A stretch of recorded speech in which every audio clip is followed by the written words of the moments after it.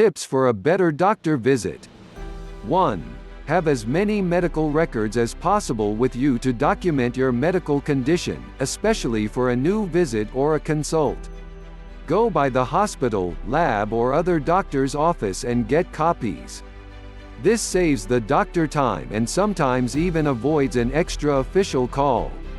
2. Bring in the actual bottles of prescriptions. While lists are helpful, the bottles reveal how many are prescribed at a time, dosage, and if there are any refills left. There is no more guessing about the little blue pill. With so many generics, the same drug can show up as many different shapes and sizes depending on the manufacturer. Now you can both be on the same page when talking about a specific medication. I am also surprised at the many errors on the bottles by the pharmacist. 3. Create a list of questions, requests before your visit. In fact, it would be ideal to tell the person making the appointment what areas you need to discuss. This is not the time to say it's personal. We assume it is all personal in a medical office. It helps us be prepared in scheduling, equipment, and assigning the proper room. Believe it or not, we have heard most of your problems before. Of course, if it is extremely sensitive in nature, then just tell the receptionist how much time you will need to discuss your personal problem. 4. Try to keep to one system of the body per visit unless a complete physical is done.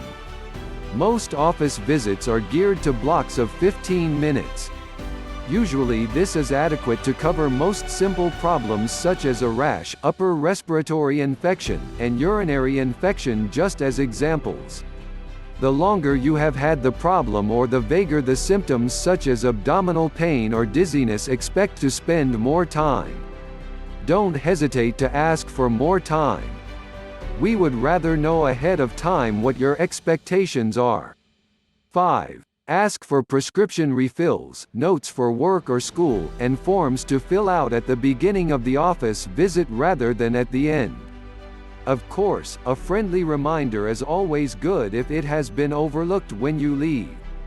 You can always give a list of medications needing refills to the nurse at the beginning of the visit too.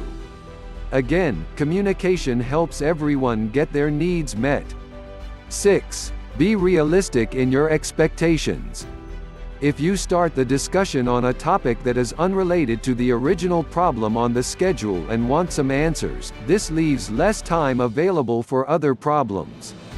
For example, if you are due to have a pap smear and gynecological exam, but start with a headache complaint that requires a physical and full history, don't expect all of it to be done in one visit.